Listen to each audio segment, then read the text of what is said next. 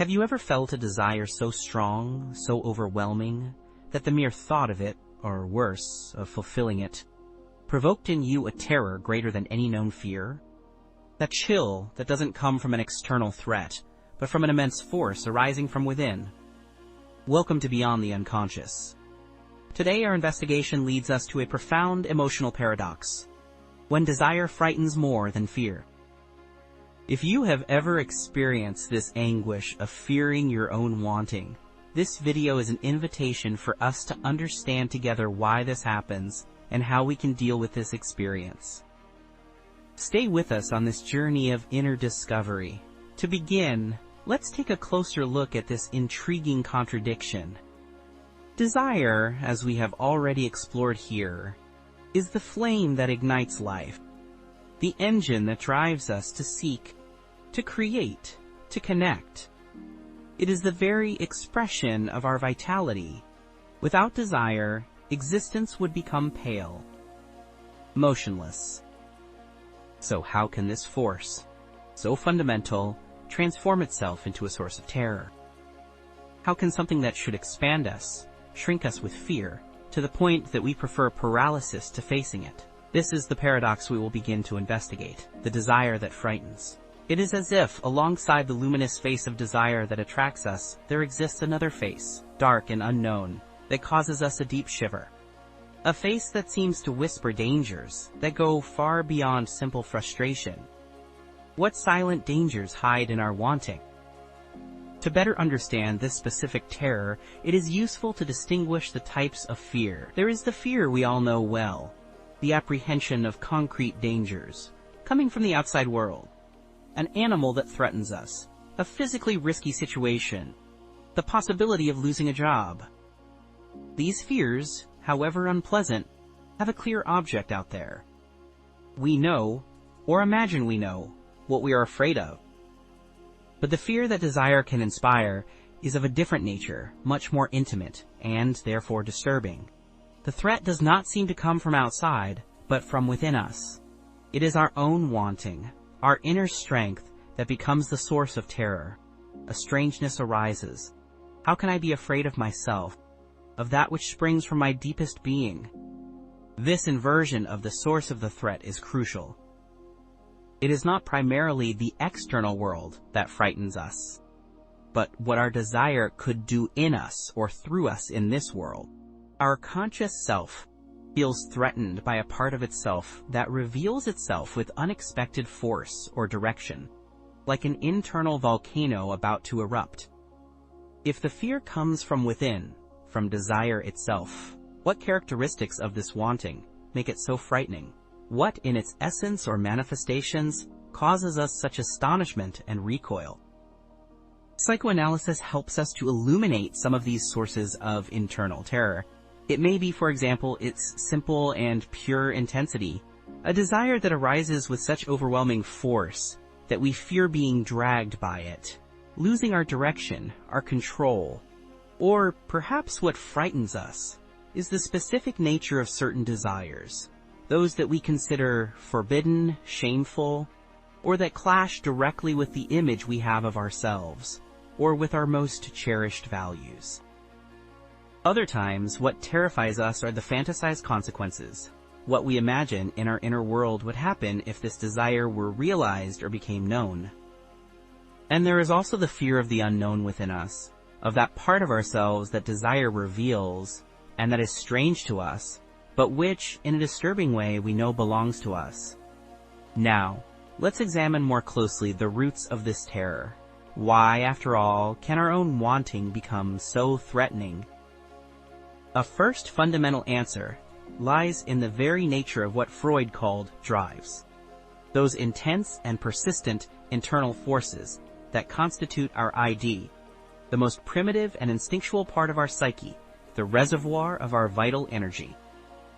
The drives, whether libidinal, linked to pleasure, love, creation, or aggressive, linked to destruction, self-affirmation, are like powerful and demanding energy currents.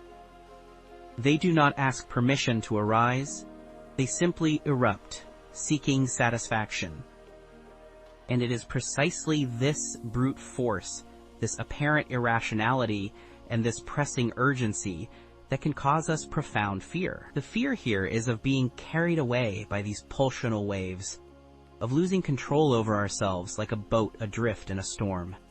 It is the terror of acting in a way that, to our conscious self, seems unrecognizable, excessive, or destructive. Think of an overwhelming passion that threatens to disorganize your life, or a fit of rage so intense that you fear what you might do. These are moments when the force of the ID seems to overflow. Another important source of the fear that desire can awaken arises when this wanting comes into direct collision with the image we have carefully constructed of ourselves, our ego ideal, or with the moral values we have internalized and that form our superego, our inner judge. Here, desire frightens not only because of its strength, but because of what it seems to reveal about us.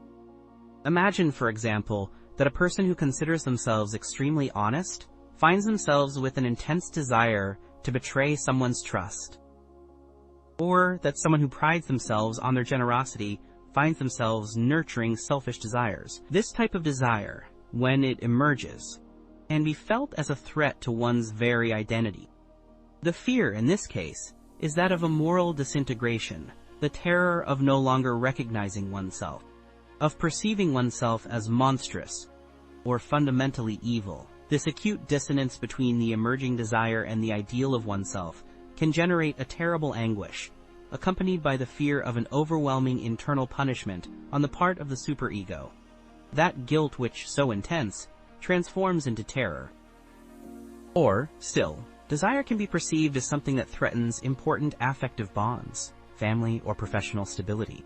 And the fear of the concrete losses that this desire could entail, if it were realized, also becomes a powerful component of our retreat. There is yet another layer to this fear of desire, perhaps one of the most subtle and disturbing. It is when the desire that emerges from our unconscious causes us a feeling of radical strangeness, as if it did not belong to us, but, at the same time, in a disturbing way, we recognize in it something very old and familiar. Freud explored this experience under the concept of unheimlich, which we can translate as the uncanny or the unsettling. When deeply unconscious desires, which may have been repressed a long time ago, begin to give signs of their existence, they can frighten us precisely because of their quality of being, at the same time, other and ours. It is the terror of discovering in oneself a part that consciousness did not know or preferred to ignore. It may be a desire that we consider primitive, childish, or that simply does not fit into the narrative we have constructed about who we are. This stranger who dwells within me can be felt as profoundly threatening. The fear here is the fear of the unknown that exists within the self, of that internal otherness. That desire, when it manifests itself, insists on revealing. It is the fear that, by giving voice to this foreign desire, we may lose ourselves in that which we do not control and do not understand in ourselves, confronting ourselves with the truth that we are beings much more complex and, sometimes, more strange to ourselves than we would like to admit. We explored the internal reasons that make desire frightening. But, beyond the terror that the nature or intensity of desire itself can cause us, what often really frightens us and makes us recoil are the consequences we anticipate for our practical life. What, then, do we fear will happen if this desire comes to light, or is fulfilled? An important layer of this fear is directly linked to the possible and sometimes quite probable social and relational repercussions.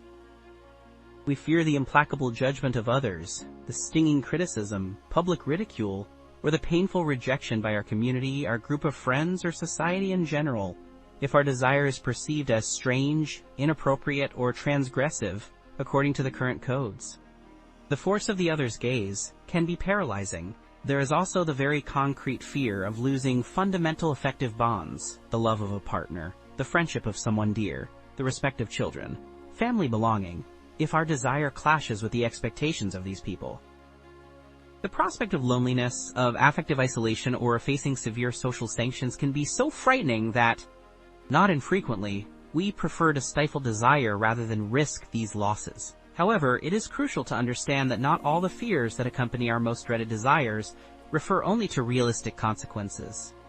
Very often, what truly terrifies us is a catastrophe that exists mainly in our unconscious fantasy, an internal scenario of dramatic proportions, fueled by our most primitive anxieties. In this complex internal theater, desire, especially that marked by forbidden or great intensity, can be unconsciously connected to ideas of extreme punishment, of annihilation of the self, of a total and irreparable loss of love, or even to the reenactment of traumatic experiences. Desire here is not just a wanting, it becomes a trigger for archaic terror. Freud spoke to us of the, quote, castration anxiety, not only as a literal fear, but as a prototype of all these fears, of a radical loss, of a symbolic mutilation, of an overwhelming impotence that could result from the transgression of an internal law. And however paradoxical it may seem, sometimes what frightens us about a desire is not the pain it could cause, but the very pleasure it promises. Yes, human beings can be afraid of pleasure, especially of a pleasure that announces itself as very intense, overwhelming, or that transgresses certain internal limits. There may be an unconscious fear that the fulfillment of certain desires would lead us to such absolute enjoyment that it would be disorganizing of our identity, that it would make us lose our minds or dissolve us. Or, in other cases, the very act of feeling pleasure, in any more intense form, may have been associated throughout our history with guilt, shame, danger, or punishment. If in our childhood pleasure was systematically inhibited, criticized, or connected to negative experiences, we may internalize the idea that feeling pleasure is wrong or dangerous.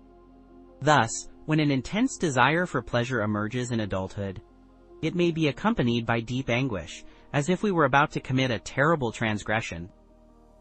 We have seen how the fear of consequences, real or fantasized, and even the fear of pleasure, can make our desires frightening. Faced with such a complex internal scenario, what can we do? Is there a way to transform this relationship with our most dreaded desires? The first step, fundamental, and often the most difficult, is to honestly recognize and name. The source of the anguish is not something vague or external, but the desire itself that emerges, and what it awakens in us. Once we have managed to identify that it is our own desire that frightens us, the next step is to try to welcome this inner experience with less immediate judgment. This means creating a space of curious observation within ourselves, where we can look at this desire and the fear it provokes, without the need to repress them instantly or to criticize ourselves severely for feeling them. It is a courageous invitation to endure ambivalence, the complexity of wanting something, and, at the same time, fearing that wanting. Allowing oneself to feel this tension, this coexistence of opposing forces, without trying to resolve everything immediately, is an act of emotional maturity. It is like saying to oneself, okay, this desire is here and it frightens me. Let's try to understand what is happening, without panic or prior condemnation. This initial openness can be the beginning of a new relationship with these feared parts of ourselves. This self-observation and acceptance are valuable steps, but, often, the complexity of the fears that surround our deepest desires requires specialized help. Psychoanalysis offers a unique and safe therapeutic space precisely for this exploration, so that we can not only name the fear, but also understand its most remote origins and the unconscious fantasies that feed it. In the analytical process, through free speech and the attentive listening of the analyst, it is possible to clarify what lies behind the terror of desire.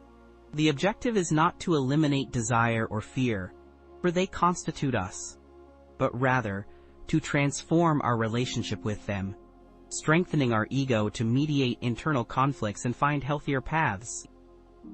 It is to seek to integrate these forces and find more conscious ways of expression, or even of elaborating renunciation, when it is necessary, without this meaning a self-annihilation.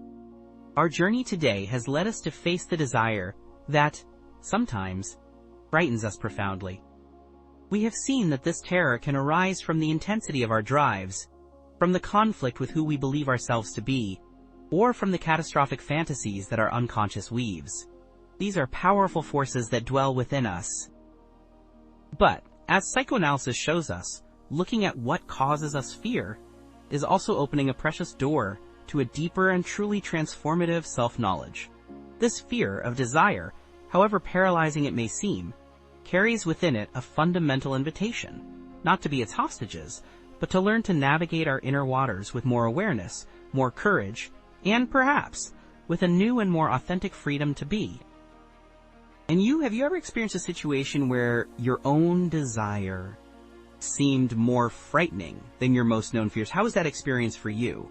Share your reflections with us here in the comments. Your account may illuminate the path of other people in our community. If this content from Beyond the Unconscious touched you, like, subscribe, and share with those who need to hear this. Until next time.